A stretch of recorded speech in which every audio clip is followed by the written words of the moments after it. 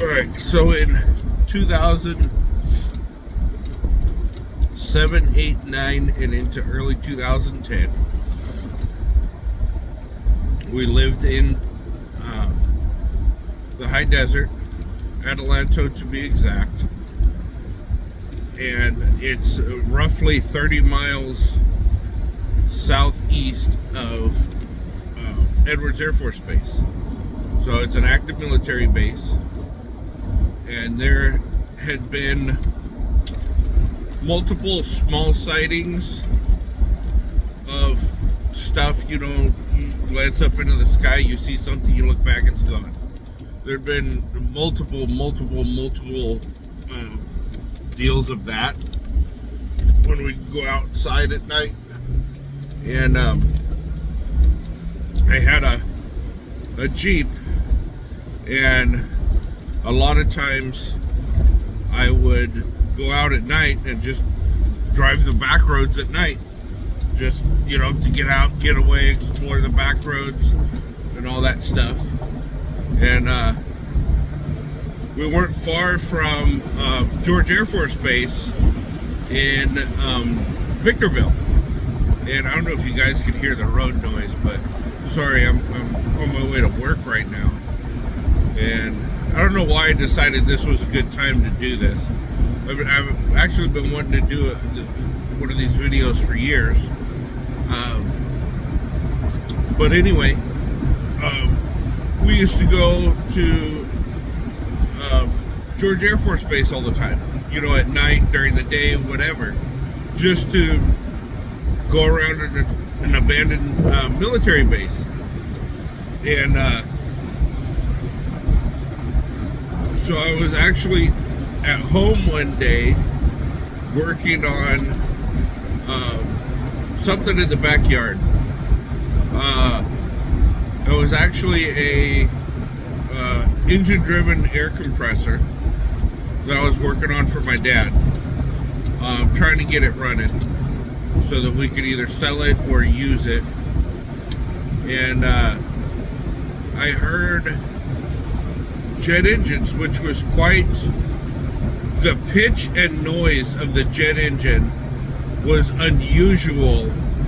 It sounded like it was under full afterburner, and that was kind of unusual for the area that we lived in. You know, we used to hear just regular non-afterburn jet engines all the time, but this day it was, you could hear it, and you could hear almost like the plane was struggling.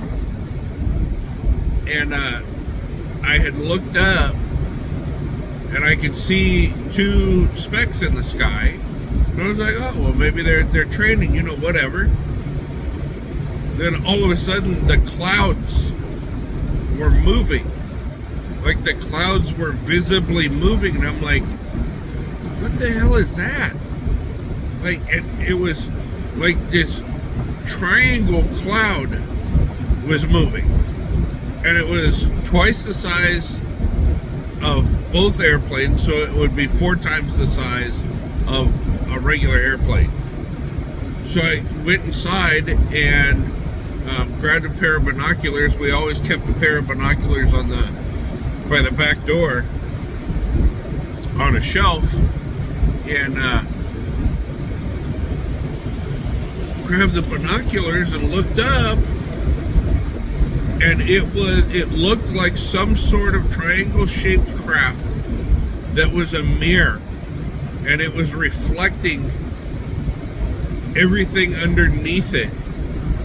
And that's what I saw with the clouds were moving. So the clouds weren't actually moving. It was this mirrored triangle object moving through the air. And it was just weird. And it had looked like two F-22 Raptors behind it, like almost like escorting it. And they were literally in full afterburner, and they were struggling to keep up with this thing because this thing was pulling away from them at a high rate of speed. And all my neighbors, not all my neighbors, but quite a few of my neighbors were outside, and one of my neighbors across the way was a Korean and Vietnam vet, and he was out there with binoculars looking at everything. And I went out, through the house, out the front door, and I went over and I started talking to him, and he'd never seen anything like that, and I'd never seen anything like that. I'd heard about, the government was, thinking about making things like that, Popular Mechanics and all that stuff.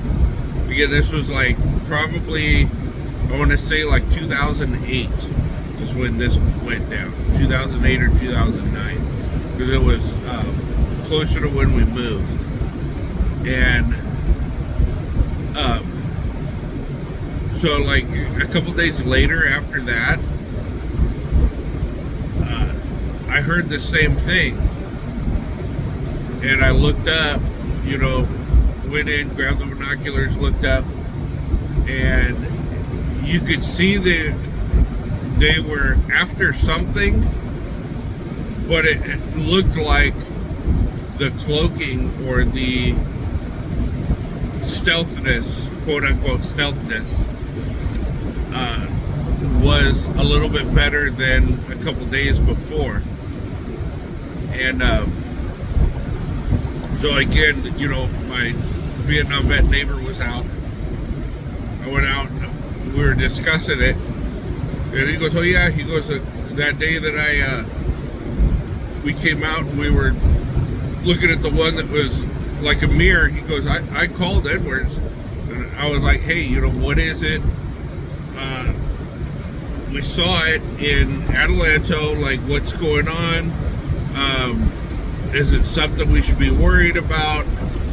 And he just got the general government answer, the bullshit answer. "Well, we don't know what it was. Our guys were chasing after it, gave chase, and it kept pulling away from them, and that's the answer that he got." He actually had access to Edwards Air Force Base. I don't remember what rank he had or anything like that, but I know he had clearance to get on the base because he used to go all the time. So that was like my second most significant experience, but that involved like multiple experiences all in one across the 4 or 5 years that we lived there.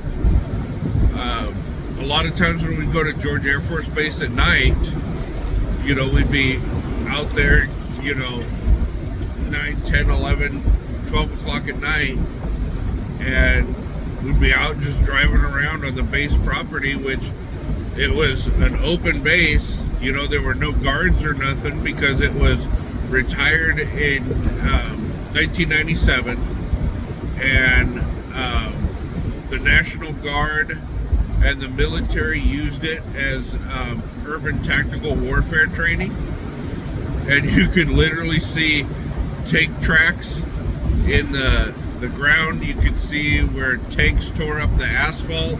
You could see where a tank went through some of the barracks, like literally drove through the barracks, and it was literally the outline of a tank through the barracks. And all the looters and shit went and removed all the copper wire, all the fucking appliances and all that shit. From what I understand, when Bill Clinton did the whatever act he did where he shut down all the military bases that were essentially bleeding the economy dry, which is just stupid. They just literally shut down, left the base exactly as it was. Like, there's pictures online of closets. People left their clothes hanging in the closets. Like they were ordered to leave everything and evacuate the base immediately. Like I couldn't believe that. Like they almost like they weren't allowed to take any belongings with them. You could see in some of the pictures after they, abandoned the base that there were still family pictures on the walls in some of the barracks. Like, seriously? But when we lived in there, when we lived up there, they were turning the base into a, what do I want to say, a public recreation area. So they had big giant soccer fields open. They had a YMCA.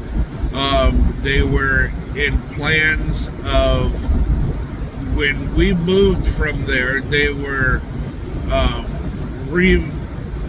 I don't want to say rebuilding, but they were refurbishing the movie theater on the base so that they could have a movie theater for the local people to actually go to the movie theater,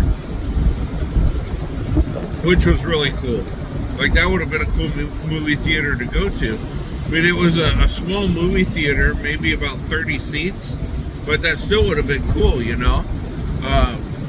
Let's go to a movie theater at an old abandoned military base. But yeah, it was really cool, and that was some of my experiences. But when we would